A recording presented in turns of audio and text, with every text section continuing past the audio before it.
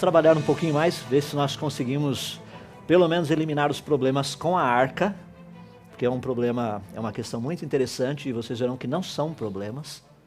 As pessoas não estudam os detalhes, não leem os detalhes, não conhecem ciência, então realmente fica um grande problema. E depois nós trataremos na parte da tarde, nas 3 palestras finais, o que está relacionado com a questão da água, de onde veio toda a água, para onde foi toda essa água, e, de uma forma geral, os resultados de um dilúvio global, ou seja, se houve um dilúvio global, quais seriam as evidências, o que nós deveríamos procurar por aí. Então essa é a ideia principal. Pois bem, vamos trabalhar um pouco aqui, vamos ver a questão da arca, especificamente, essa arca de Noé. Falar um pouquinho da sua construção e da localização. Esses são 2 aspectos muito interessantes, a Bíblia nos dá muita informação. Você fala, muita informação? Ali eu nunca vi tanta informação assim. De novo, nós temos os detalhes. Deus não precisa contar todas as coisas, Ele apenas precisa nos dar os detalhes, por termos sido feitos seres pensantes, com a capacidade de ver o óbvio, nós podemos pegar e desenvolver essa questão. Então vamos falar um pouquinho a respeito da construção e localização da arca. Vamos começar falando um pouquinho a respeito da construção. Então vamos ver primeiramente o que o texto bíblico nos fala a respeito dessa construção. Deus diz a Noé o seguinte, lá no capítulo 6, do verso 14 até o 16, você, porém, fará uma arca de madeira de cipreste, divida-a em compartimentos e revista de piche por dentro e por fora. Faça com 135 metros de comprimento, 22 metros e meio de largura e 13 metros e meio de altura. Faça-lhe um teto com vão de 45 centímetros entre o teto e o corpo da arca.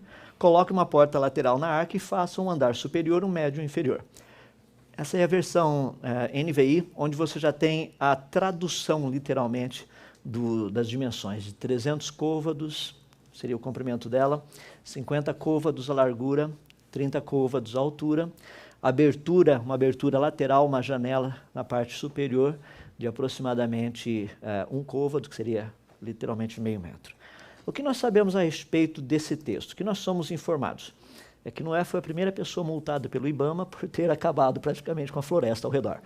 Ou seja, ele fez um desmatamento que não deveria ter sido feito. Nós precisamos ter uma noção do tamanho da arca e coisa assim, e daí você pode trabalhar os cálculos para ver a questão da quantidade de madeira que foi necessário para construir um barco desse tamanho. Eu vou apenas dar as ideias gerais por questão de tempo, nós não temos como entrar em todos os detalhes, então vou tratar das partes fundamentais. Primeiro, quando nós pensamos em termos da arca, nós precisamos ter uma noção do que estaria acontecendo. A arca seria praticamente um tipo de uma caixa.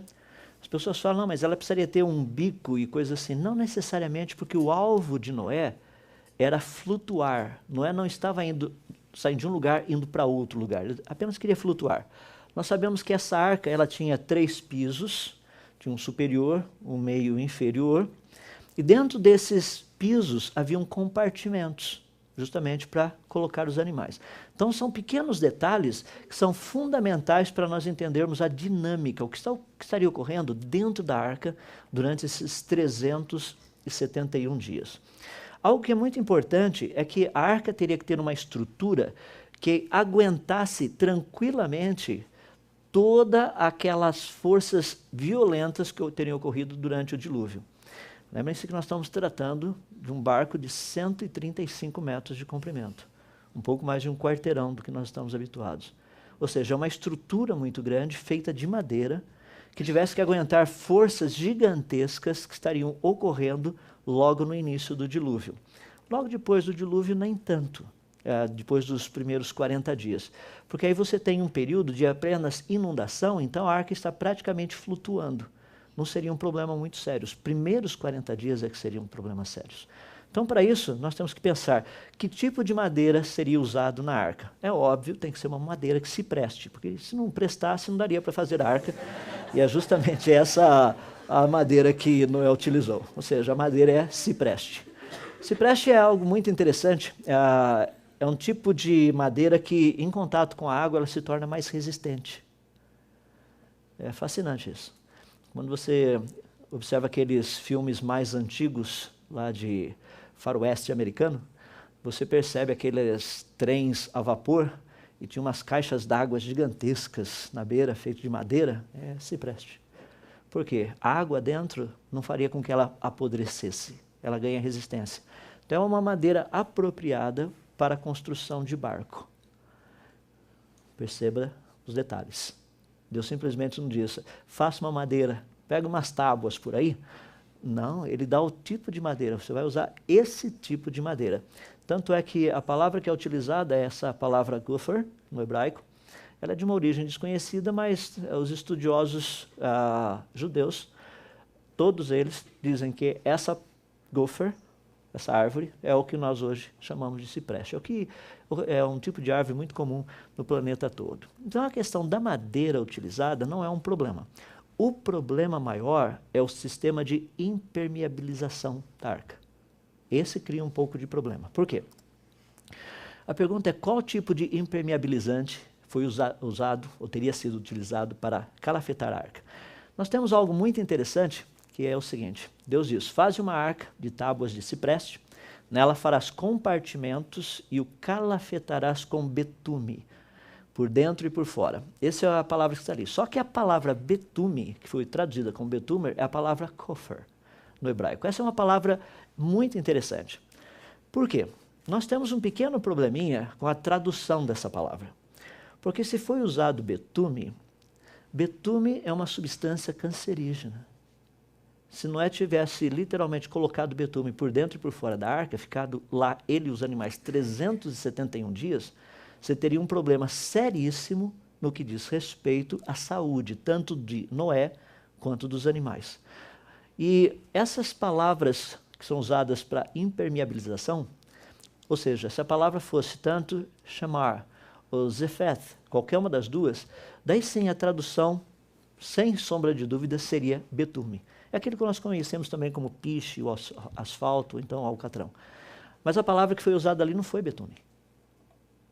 A palavra que foi usada ali não foi nem chamar, nem zefeth, nenhuma das duas.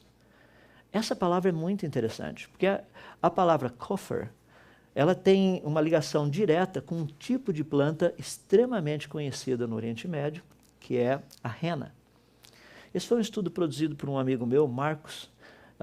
Ele fez um trabalho espetacular, foi publicado numa revista chamada Fides Reformata, tratando especificamente desse tema. Então vale a pena, se você quiser depois, dê uma procuradinha lá na Fides Reformata a respeito do material utilizado na impermeabilização da arca. Essa palavra kofer, portanto, ela está associada diretamente à rena, que é uma planta, é o que vocês estão vendo ali, a Lawsonia inermis, é uma planta com algumas características bem interessantes. Primeiro, talvez eu acho que a mais conhecida de todos é a tatuagem rena que todo mundo fala por aí. Tá? Essa é a principal delas. Porque é a pigmentação. Mas tem dois aspectos que são muito importantes, é que essa rena tem sido utilizada desde a antiguidade por suas características medicinais. É um poderoso agente contra bactérias, micróbios de uma forma geral. Ou seja, é o que precisaria para manter uma arca inteiramente higienizada, digamos assim, por um período tão longo de tempo. Não somente isso, ela produz um aroma extremamente agradável. Noé não precisa nem ligar aqueles negocinhos na tomada para ter aquele cheiro agradável dentro da arca, porque o próprio sistema utilizado para calafetar a arca produziria isso. E o mais interessante é que a rena possui uma capacidade altíssima de impermeabilização. Ou seja, a palavra kofer, que nós conhecemos, ela está diretamente ligada com esse tipo de calafetagem, não com betume, piche. Eu, por muitos anos, aceitei a ideia do piche, eu não tinha conhecimento a respeito de todas essas coisas, até que surgiu o problema que eu comecei a estudar as características do piche, e eu percebi que ele era cancerígeno. Eu falei, agora nós temos um pequeno probleminha, vamos pesquisar um pouco mais a respeito disso. E, graciosamente, o Marcos Cesaretti fez um trabalho espetacular a respeito disso, tratando especificamente dos detalhes, indo atrás de toda a informação, que nos dá uma capacidade de entender o que aconteceu. Portanto, nós temos, de uma forma básica, material utilizado, tipo de madeira corretamente, o tipo de impermeabilizante também. Então, vamos tratar um pouquinho mais da arca, de uma forma geral. Eu quero passar apenas algumas ideias básicas. A arca, o propósito principal dela era apenas de flutuação e não de navegação. Pessoas têm um pouco de dificuldade de entender essa questão. Por quê? Quando nós pensamos em arca, a primeira coisa que vem à mente é um navio. O alvo não era viajar, não estava saindo para um cruise com os animais. Eles queriam flutuar apenas. Esse era o alvo principal. E um sistema de flutuação ideal é um sistema como esse da arca. Por quê? Quando nós estudamos a arca, se você parar e entrar um pouquinho na parte da engenharia naval, todo objeto grande como esse daí de flutuação, ele possui 3 eixos, que são chamados de eixos de rotação. A arca, se ela estivesse aqui nas minhas mãos agora, um modelo pequeno, eu poderia girá-la nesse sentido, ou seja, esse seria um eixo de rotação. Um outro eixo de rotação seria esse daqui, ela poderia girar nesse sentido também. Então nós temos assim e temos esse outro eixo de rotação também. Ou seja, quando nós fazemos cálculos, esses são 3 eixos importantes para serem avaliados em questão de estabilidade. Por exemplo, vamos pegar a nossa arca e se eu virasse de frente, pegasse essa área daqui, o que poderia acontecer? A arca poderia tombar ou para a direita ou para a esquerda. A pergunta é quanto ela poderia tombar sem que ela virasse totalmente. Então é possível fazer um cálculo baseado nessa estrutura que nós temos para saber o quanto ela poderia tombar. Lateralmente, a arca poderia chegar até, no máximo, 60 graus e ela voltaria novamente ao local, com todo o peso dentro dela. Porque a flutuação dela é espetacular. Nesse sentido de subir e descer, imagine a arca desse jeito, ela subindo ou descendo, ela poderia chegar até 75 graus que ela não cairia do outro lado, ela voltaria. Eu não sei se vocês têm noção, mas os navios que nós temos hoje em dia, com 30 graus, ele afunda. Imagina 60 graus. Numa leva mais ou menos isso aqui, o máximo que se consegue de estrutura é praticamente por volta de 45, 50 graus. Mais do que isso, ele parte. Então nós temos uma mega estrutura da arca. Nesse caso de girar nesse sentido, é só uma questão do pessoal fica meio zonzo, né? Então ele fica girando, isso daí não teria muitos problemas. Porque nós temos uma questão muito interessante, para e pensa, por exemplo, um barco na água. Olha o que ele enfrenta dentro da água com pequenas ondas. Esse é um barco pequeno, tá? Mas imagina Noé dentro da arca tendo que enfrentar coisas desse jeito. Esses são os primeiros 40 dias da arca. Como fazer com que o mecanismo funcionasse sem maiores problemas? Então por aí você tem uma noção. Tinha que ser uma estrutura que aguentasse esse tipo de força, que aguentasse esse tipo de impacto, que aguentasse impactos laterais, impactos frontais. A estrutura tinha que ser literalmente extremamente firme para não partir. Imagina no meio de um negócio lá, Noé fala para os seus filhos, está um pequeno vazamento no primeiro piso, peguem as bombas e vamos bombear a água de lá, coisas desse jeito. Ou seja, dá para você ter uma noção do que significa o que Noé passou. Isso é apenas uma ilustração, um barco passando por um sisteminha um pouquinho mais assim, digamos assim, um dia que o mar está ligeiramente agitado. Então dá para você ter uma noção. O que seria, portanto, essa arca? As suas proporções de uma forma específica. Então vamos dar uma olhadinha para vermos. A arca possuía 300 côvados de comprimento, 50 côvados de largura e 30 côvados de altura. Eu gostaria de sugerir, se você tiver a oportunidade, pegue um pedaço de madeira com essas proporções. Pode ser 300 centímetros, daria 3 metros, vai ser uma tabona, ou só 300 milímetros. Então faça uma menor, 300 milímetros, 50 milímetros e 30 milímetros. Ou seja, 30 centímetros, 5 centímetros e 3 centímetros de altura. Pegue esse pedaço de madeira, coloque dentro d'água, na praia, e observe como que ele é estável com todas as ondas que estão batendo nele. Como ele permanece, ele sobe e vira, porque essas proporções são ideais para flutuar. É por isso que eu disse, existem muitos relatos tratando de outros barcos. Alguns relatos nos dão as dimensões, mas só a arca bíblica flutua. E flutua bem.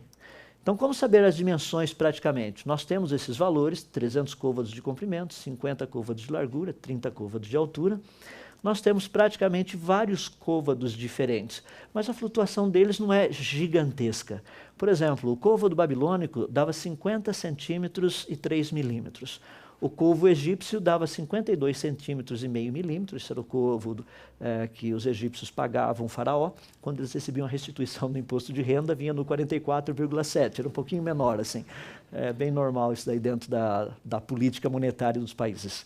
O côvado hebreu também, 51 centímetros e 8 milímetros, o maior, e o 44,5 menor. Então nós temos uma flutuação de mais ou menos aí uns 6 centímetros, pouco menos de 6 centímetros, entre um côvado, 8 centímetros entre o côvado maior e o côvado menor. Então a diferença não é muito grande, não. 10 centímetros estourando aí a diferença.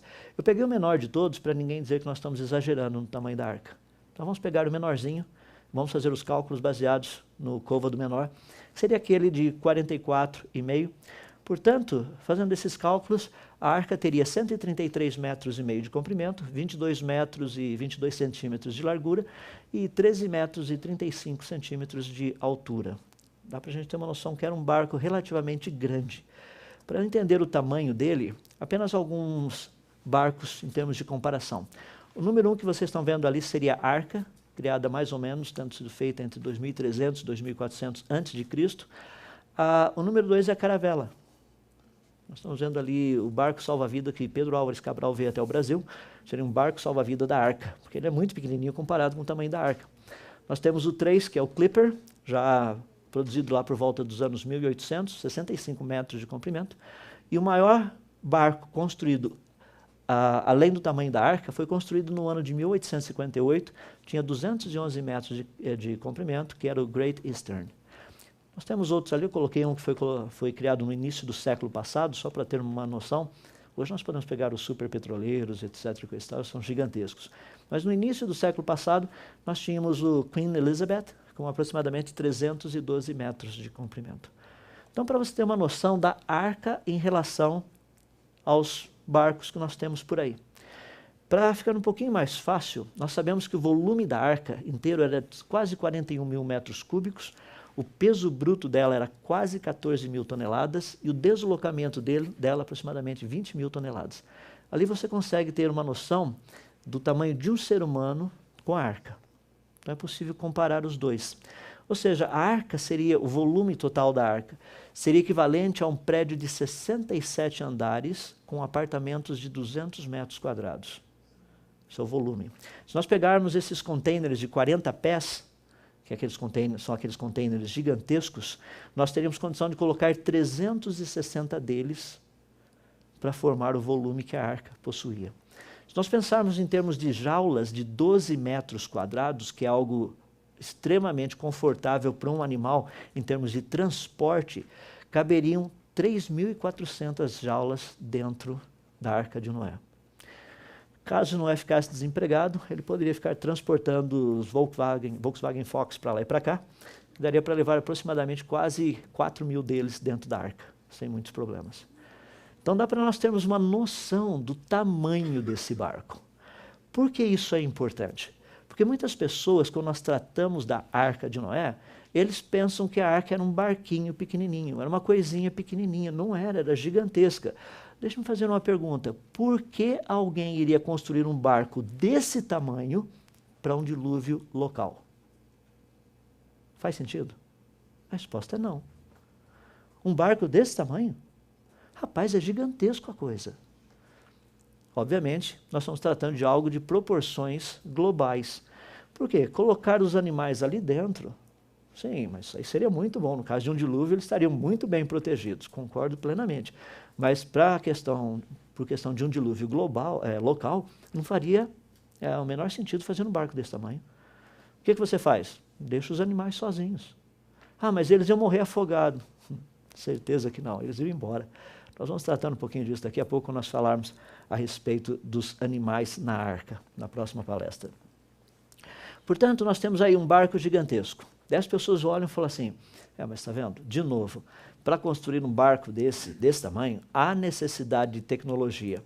Por isso que nós já estudamos as genealogias. Há necessidade de tecnologia? Sim, já estudamos as genealogias. Sabemos que, literalmente, 2 gerações antes de Adão, com o nosso querido amigo Tubal-Caim, que, pelo que tudo indica, não foi ele que fez guerra com Noé, mas se você já assistiu o filme Noé, você sabe do que eu estou falando. Ele era artífice de todo instrumento cortante de ferro e bronze.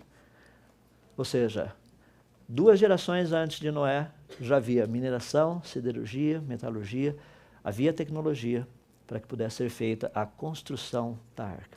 Então, de uma forma geral, bem resumidamente, aí você tem algumas ideias relacionadas com a arca. Perguntas: onde ela foi construída e onde ela estaria agora? Porque um barco desse tamanho não é tão fácil de ficar perdido assim. Tem certeza? Nós estamos procurando um avião até agora. E lembra que tinha 2 aparelhos dentro do avião mandando um bip para a gente encontrá-lo.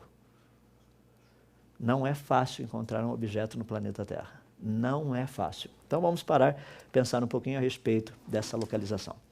Nós lemos no livro de Gênesis, no capítulo 8, versos 3 e 4, o seguinte: as águas foram baixando pouco a pouco sobre a terra, e ao fim de 150 dias, as águas tinham diminuído. E no 17º dia do 7º mês, a arca pousou nas montanhas do Ararat. Essa palavra pousar, às vezes cria um pouco de confusão, ou mesmo a arca repousou nas montanhas do Ararat, então são várias traduções diferentes. O significado era ter ficado presa nessa montanha. É como um navio preso num banco de areia. Tudo inundado, água em volta, mas o navio não se move mais, porque ele está preso. O fundo dele está enroscado. Isso é o que aconteceu com a arca. Então, literalmente, o que está sendo dito aí? Então, nós temos algumas questões que precisamos entender a respeito desse Ararat.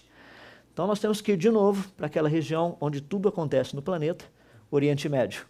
É aquela região ali onde as coisas estão rolando. Então, nós temos naquela região algo muito interessante, que é a região do Monte Ararat. São várias montanhas naquela região. Essa região era conhecida como o Reino de Urartu, que era a região do Ararat na Mesopotâmia. Algumas coisas muito interessantes são encontradas naquela região. Eu coloquei uma delas ali. Você está vendo aquela pequena pedrinha com um furo bem no meio? Pergunto, o que é que essa pedra estaria fazendo numa montanha, a algumas centenas de quilômetros longe de oceano? E nós sabemos que esse tipo de pedra era utilizado como âncora. Âncora. Tinham 2 utilizações, uma delas era âncora. Tinha alguns navios que, para estabilizar o sistema, como eles não tinham tanque de lastro, eles construíam o barco, havia um tipo de umas grandes varas saindo do barco e na extremidade delas, penduradas em cordas, você tinha essas pedras. Isso aí produzia estabilidade no barco. E nós temos várias delas nessa região. Agora, eu pergunto, que esse tipo de pedra, nós não estamos falando de pedrinha, esse negócio tem 3 metros de altura. O que esse negócio está fazendo lá no meio? Eu garanto que ninguém levou para lá como souvenir. Foi fazer um passeio, achou lá, vou levar essa pedrinha para casa, porque tem algumas coisas muito interessantes relacionadas com essa região do Ararat. Primeiro, o Monte Ararat em si. O Monte Ararat fica bem naquele cantinho que vocês estão vendo ali. Ele fica praticamente na extremidade onde tem a junção da Turquia, o Irã, a Armênia e também o Azerbaijão. Todo aquele pedacinho juntos. Quando nós olhamos o Monte Ararat de cima, está vendo um pouquinho, olhando na direção noroeste, do ponto de vista desse cantinho aqui. Tá? Então nós temos o Ararat menor, que é o primeiro aqui, e o Ararat maior, o segundo. Então nós podemos olhar com um pouquinho mais de perspectiva, visto de cima, essas 2 montanhas durante o inverno. Dá para perceber a quantidade de gelo ao redor. Uma vista dos 2 durante uma boa parte do ano, estão cobertos totalmente com gelo. Se você quiser ver do lado da Armênia, é assim que se parecem as 2 montanhas. Da cidade de Yerevan, na Armênia, você tem o Ararat maior do lado direito, você tem o Ararat menor do lado esquerdo. Naquele Ararat maior é o problema, onde praticamente a arca está. Nessa região da Armênia, bem aqui nessa parte próximo ao Ararat, havia uma cidade muito antiga que era conhecida como o local do descendente.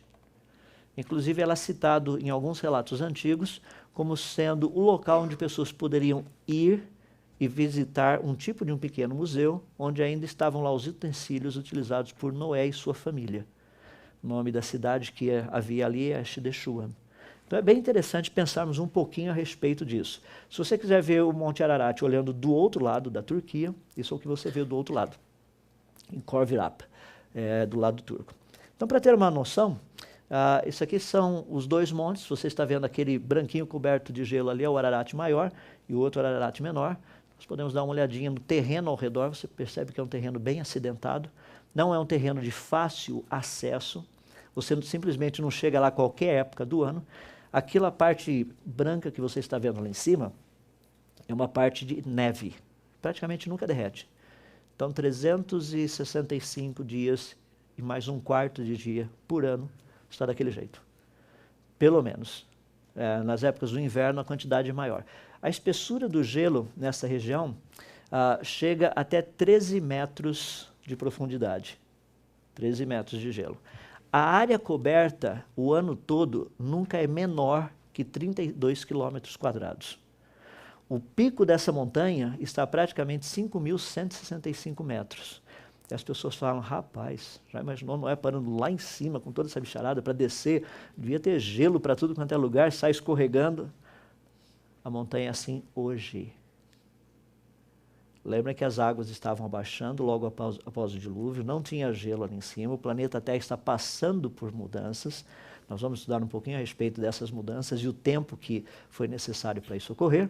Ou seja, Noé tendo parado nessa parte da montanha, uma parte dela, inclusive, um lado dela, é de origem vulcânica, não é um vulcão, são montanhas onde existe um derramamento de lava, não essas megas erupções. É como se tivesse um pequeno vazamento. Então, o Monte Ararat tem essa característica. Dá para perceber um pouquinho da ideia do Ararat visto da planície, praticamente do lado da Turquia. Como mencionei, a dificuldade principal é a questão de acesso. Como procurar um barco no meio de todo esse gelo aí? Obviamente, você não vai esperar encontrar o gelo aqui e o barquinho em cima. Ele está sob o gelo. A dificuldade de acesso que eu mencionei, você pode ver aqui um pouquinho, uma das maneiras de chegar até lá, passando pelo destiladeiro Ahora, que é desse lado aqui. Vocês estão vendo uma pequena pessoa ali em cima, onde eu estou passando o mouse. Então, a questão da pesquisa, a dificuldade de chegar até lá, é algo muito grande. Algumas pessoas chegaram? Sim, vamos tratar disso também. Então, para parar e pensar um pouquinho, alguns historiadores muito interessantes. Moisés de Corenenses foi um historiador armeniano, ele é mencionado por Flávio Josefos. Ele fala dessa cidade na Shideshuan, tá? Que seria o primeiro lugar do descendente. Moisés de Corenenses foi um dos poucos historiadores passados que mencionava a respeito disso. Ou seja, esse local é um monumento eterno da preservação de Noé e também da sua arca. Que estava no topo, ou seja, a arca estava no topo daquela montanha, em cujos pés foi edificado a primeira cidade após o dilúvio. Ou seja, é assim que Moisés de Corenenses trata essa cidade na Shideshuan. Flávio Josefos também menciona algo muito interessante no seu livro, Nas Antiguidades dos Judeus, falando que o povo da Armênia tem um local chamado Apobaterium, e o Apobaterium significa o lugar do descendente, porque foi justamente ali onde a arca teria sido salva, ou seja, guardada naquele lugar, para preservação, inclusive as suas relíquias seriam mostradas ali. Agora, Flávio Josefos está falando de um local na sua época, nós estamos falando do primeiro século, tá? Falando da possibilidade de você ir e visitar. Ou seja, até no primeiro século da era cristã, que nós chamamos, você poderia ir e encontrar, sem maiores problemas, vestígios da Arca de Noé. O próprio Marco Polo, durante as suas muitas viagens, lá nos anos 1200, indo para 1300, ele mostrou um grande interesse em passar justamente nessa região. Uma parte do material foi escrito pelo cidadão ali, Rustichello de Pizza, falando a respeito exatamente desse local e do interesse de visitar a Arca de Noé. Então, nós temos alguns registros históricos tratando dessa questão. Pessoas falam, não, a arca estava lá, nós podemos ir e visitá-la. Então, eu queria gastar um pouquinho de tempo agora falando com vocês a respeito dessa questão toda dos relatos e algumas testemunhas oculares. Talvez um dos mais conhecidos tenha sido esse cidadão que vocês estão vendo ali. Ele diz ter visitado a arca. Ali vocês têm algumas ilustrações, ele contando o que ele viu. Então, falando um pouquinho mais dele, o nome desse senhor é George Hagopian, é o senhor do lado esquerdo, de cabelos brancos. Ele viveu por muitos anos na Armênia, ele era inclusive pastor de ovelhas, e ele e o seu tio, durante o ano de 1902, daí no ano de 1904, quando ele ainda morava na região ali da Turquia, teve a oportunidade de subir e ver a Arca de Noé. Uma das pessoas que tem pesquisado muito a Arca é Alfred Lee. Alfred Lee tem praticamente uns 30 e poucos anos de pesquisa relacionado com isso.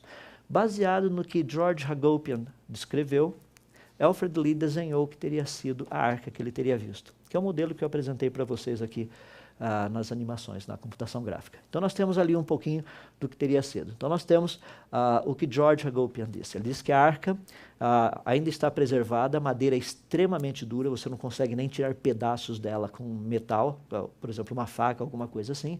Isso é normal, dado a idade da madeira e dado o tipo de madeira, se preste. Então isso é óbvio, iria ter esse endurecimento. Ele falou a respeito da estrutura dela, como que ela se parece, coisas assim.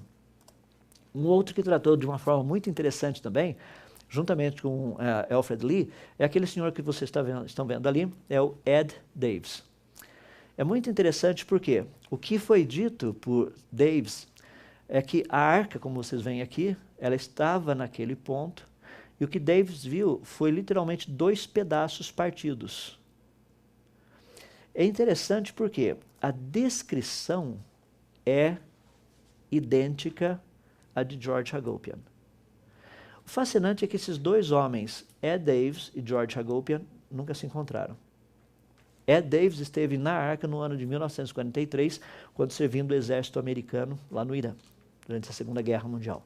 Então nós temos 2 relatos. De novo, a arca está inteira, o outro, a arca está partida em 2 pedaços. Como mencionei aqui nesse slide anterior, nós temos aqui a arca onde ela estava e o que ela deve ter acontecido para ter os 2 pedaços onde ela está agora.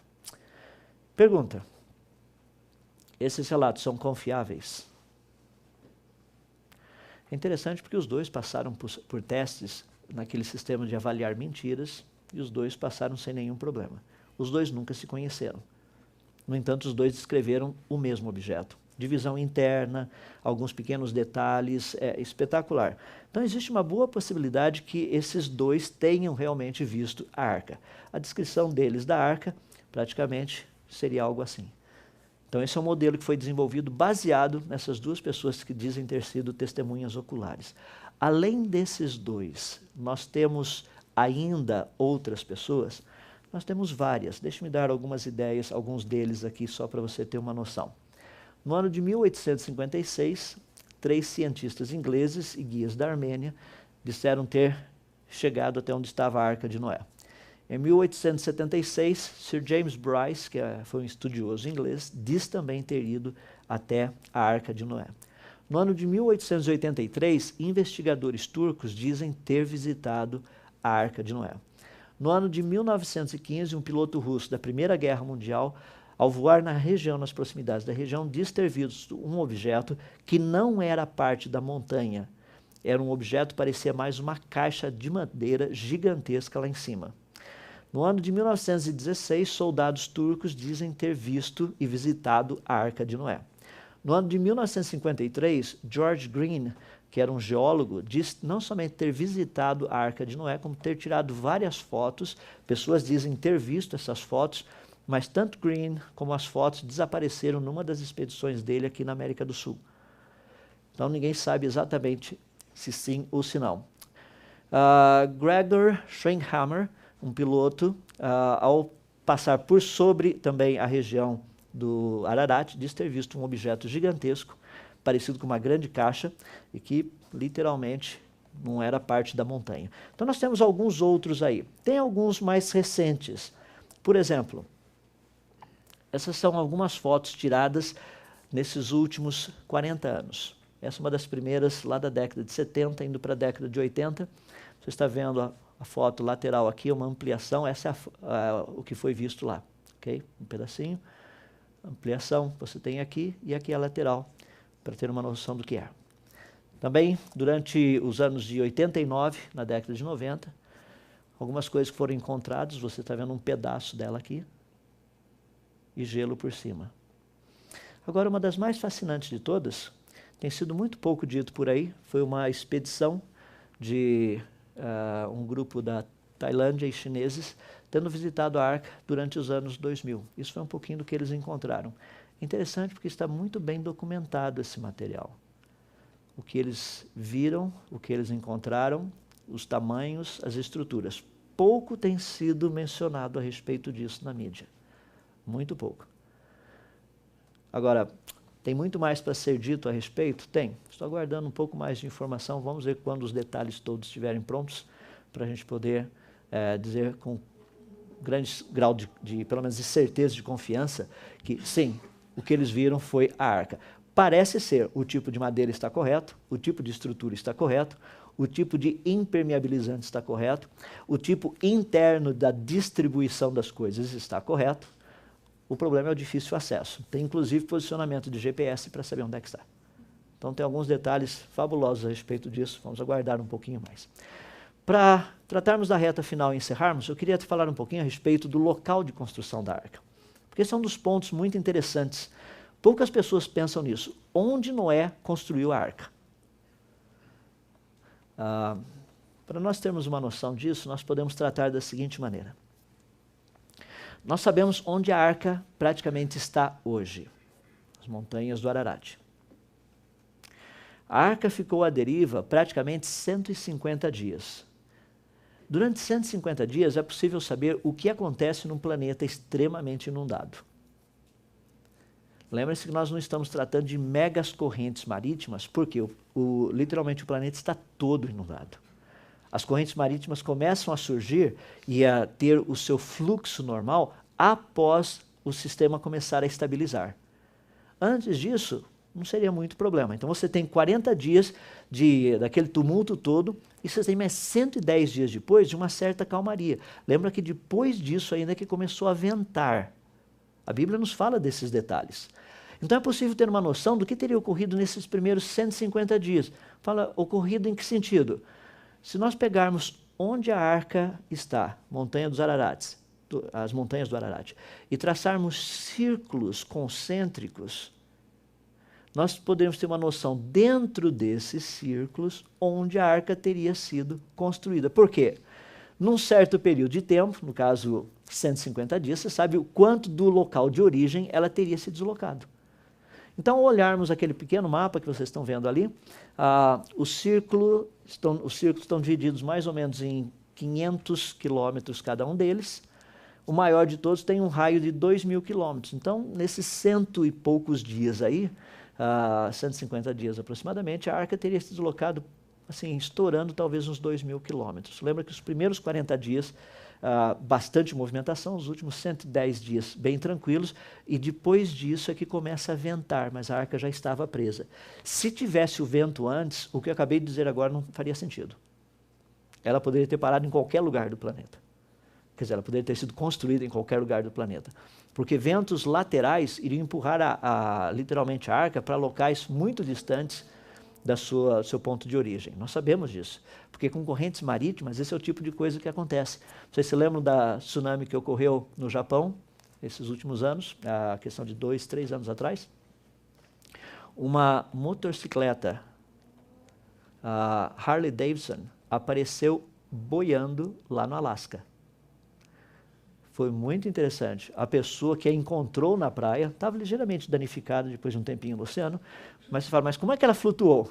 O pneu, cheio de ar, funciona como uma boia. Então ela ficou boiando por aí, saiu lá do Japão, chegou lá no Alasca, foi possível identificar o número dela, a pessoa que encontrou, entrou em contato, ficou sabendo que a motocicleta tinha sido vendida lá no Japão.